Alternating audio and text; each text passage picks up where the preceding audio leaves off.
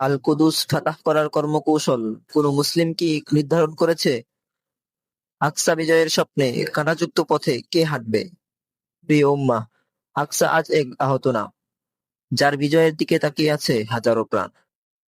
যে মসজিদকে মুক্ত করার জন্য দয়াময়ের দুয়ারে অশ্রু ঝরায় লক্ষ কোটি মুসলমান। তবে সে কাঁটাযুক্ত পথে ইতিহাসকে ধারণ করে আকসা বিজয়ের স্বপ্ন কেউ কি বুনেছে? কোন মুসলিম কি কুদুস ফাতাহ করার কর্মকৌশল নির্ধারণ করেছে? এ প্রশ্নের সঠিক ও সুনির্দিষ্ট উত্তর আমাদের জানা নাই। আপনার জানা থাকলে কমেন্টে জানাতে পারেন।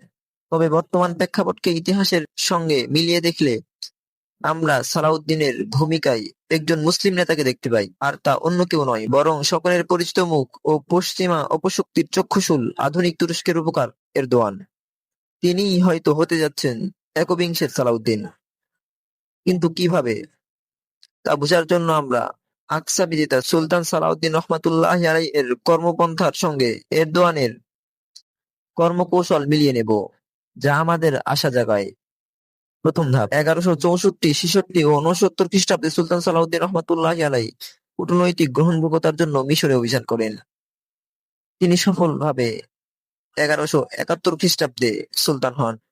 এক্ষেত্রে এরদোগান আমাদের আশা জাগায়। ওসমানী খেলাফতের অন্তর্ভুক্ত মিশর ও ইসরায়েলের দিন দরবারের ফাটল সৃষ্টি করেছেন এবং তুরস্কের সঙ্গে কূটনৈতিক সম্পর্ক করাতে সক্ষম হয়েছেন। দ্বিতীয় ধাপ: সুলতান সালাউদ্দিন রহমতুল্লাহি আলাইহি ইহুদি স্বার্থ রক্ষাকারী ফাতেমিদের সঙ্গে দীর্ঘ 5 বছর লড়াই করে বিজয়ী হন।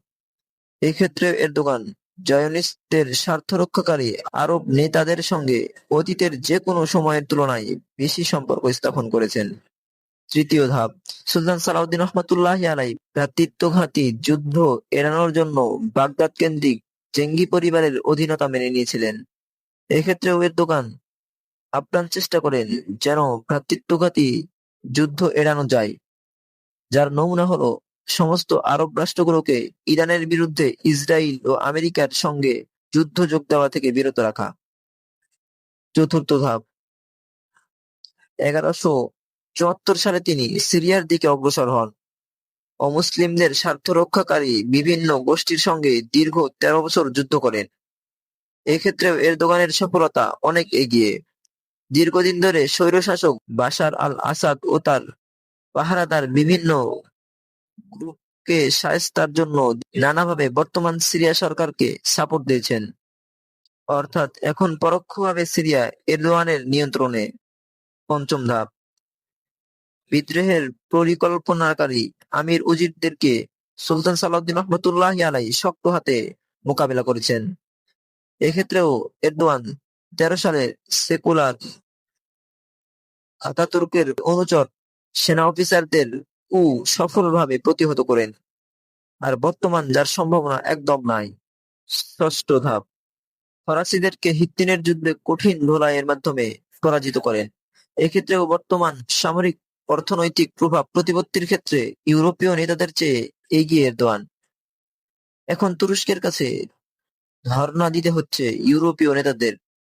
সপ্তম ধাপ: এরপরেই সুলতান সালাউদ্দিন রহমতুল্লাহি আলাইহি আকসা বিজয় অভিযান পরিচালনা করেন। আর আমাদের ধারণা মতে এই একটি ধাপের অপেক্ষায় আছে, যা সময় বলে দিবে। প্রিয় উম্মাহ, আমাদের ভিডিওটি ভালো লাগলে লাইক, কমেন্ট এবং শেয়ার করে প্রিয়জন এবং বন্ধুদের মাঝে ছড়িয়ে দিন এবং আমাদের চ্যানেলটিকে সাবস্ক্রাইব করুন। আল্লাহ হাফেজ।